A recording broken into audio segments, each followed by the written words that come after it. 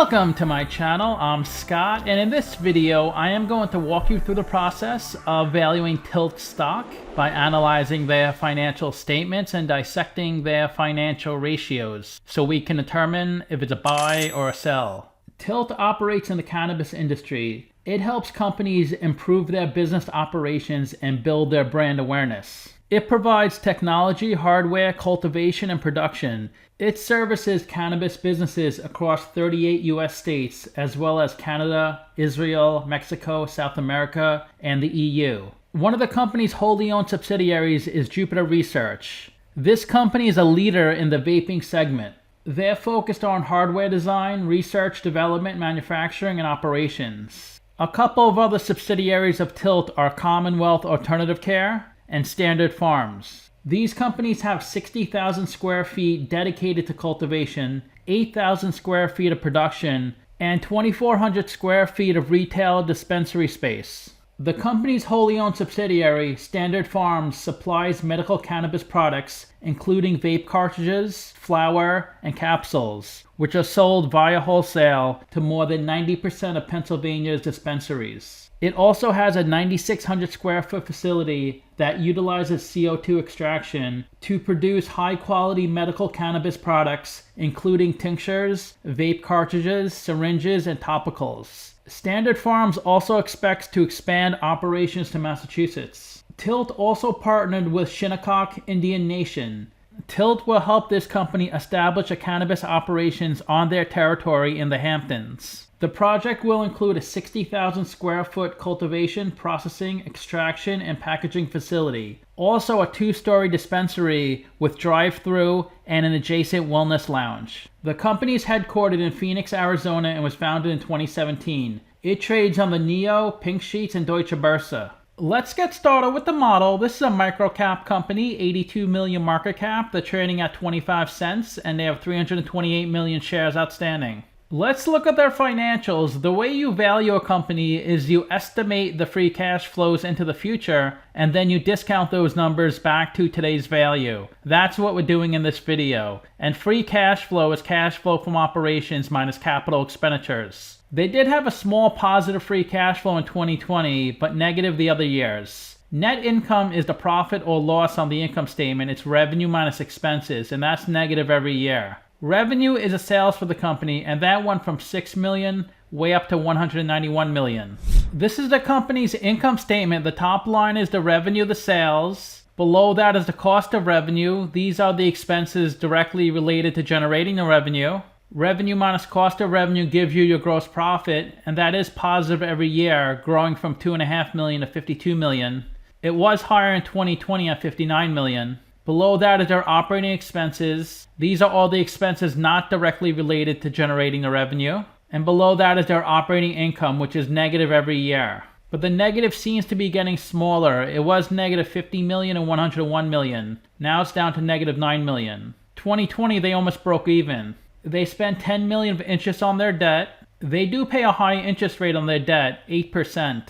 Below that is other income and expenses. These are all the gains or losses not part of the company's core operations. Then you have your pre-tax income, your taxes, and the bottom line of the income statement is their net income, which of course is negative every year.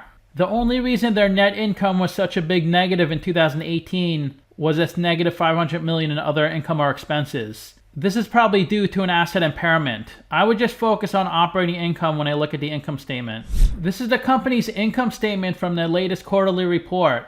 It looks like the third quarter was their highest revenue at 53 million. Last quarter is 49 million, and the third quarter of last year was 39 million. Also, the trailing 9-month revenue is up from 116 million to 149 million. Below that is cost of goods sold. These are all the expenses related to generating the revenue.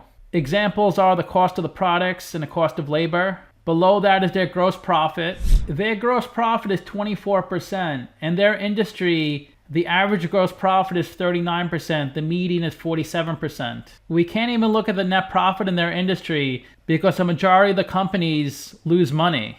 Even though there's 92 companies in their industry, either you're successful or you never make it. There's not much in between. And most of the companies in their industry haven't made it yet. including this company.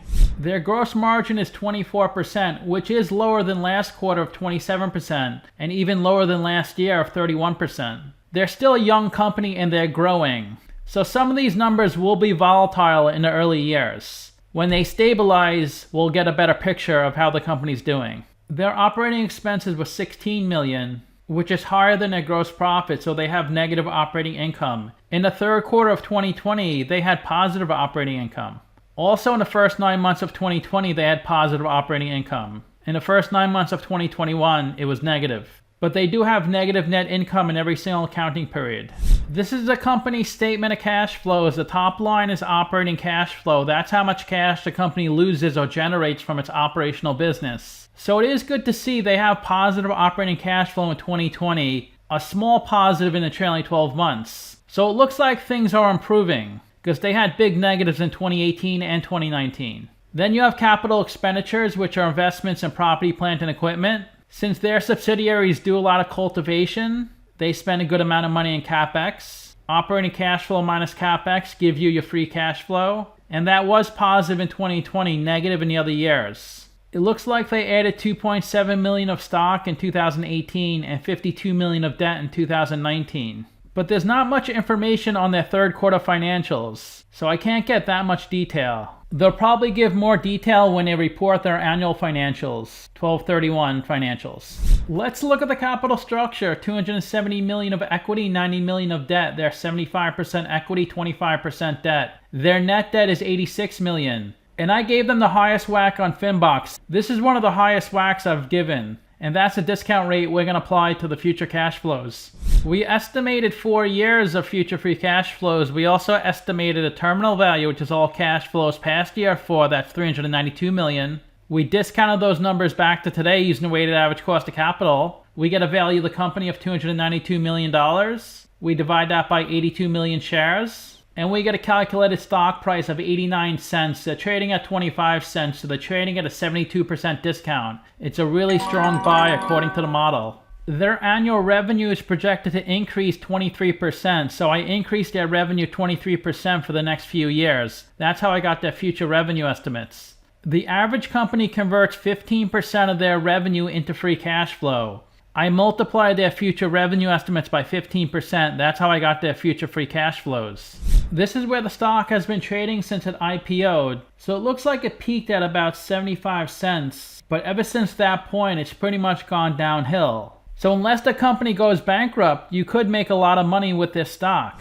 They have a beta of 1.11, so the stock moves a little more than the market. It's gone down 44% in the past 52 weeks, while the S&P is up 23%. The 52-week low is 19 cents, the high is 75 cents. And the stock is trading below its 50-day and 200-day moving average.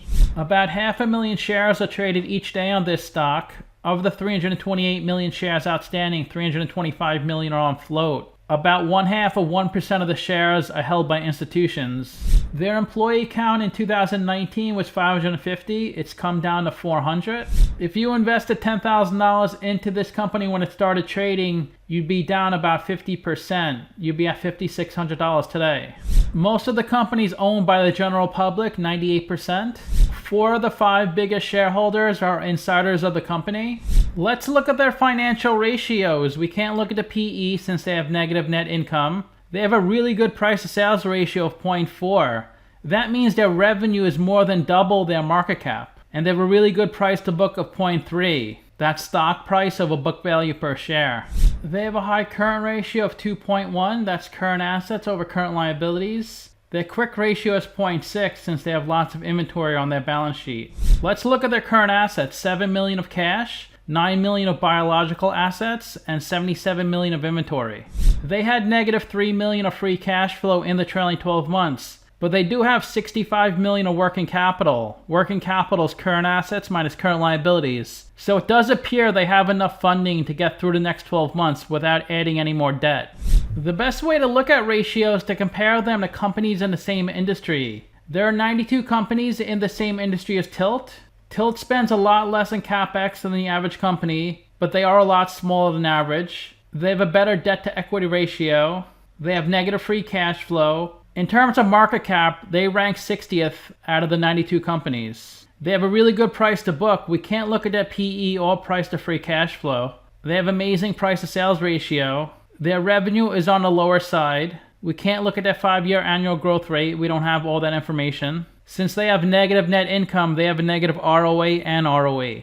So to summarize, I have them trading at a 72% discount. It's really difficult to value a company like this because they don't have stable free cash flows and revenue, and they're not profitable yet, which makes it even harder. It looks like they have lots of things going on within their company. They've acquired a bunch of companies already. They have exposure to lots of US states, also Canada, and several other countries. And the stock price is so cheap at this point, so there could be some major upside. I ranked their free cash flows 2 out of 10, their revenue 5 out of 10, and their ratios 5 out of 10. So let me know what you think. Give this video a like, subscribe, or comment below. Also, if you'd like to get a custom valuation or just support the channel, you can become a member by clicking on the link in the description below. Thanks for watching.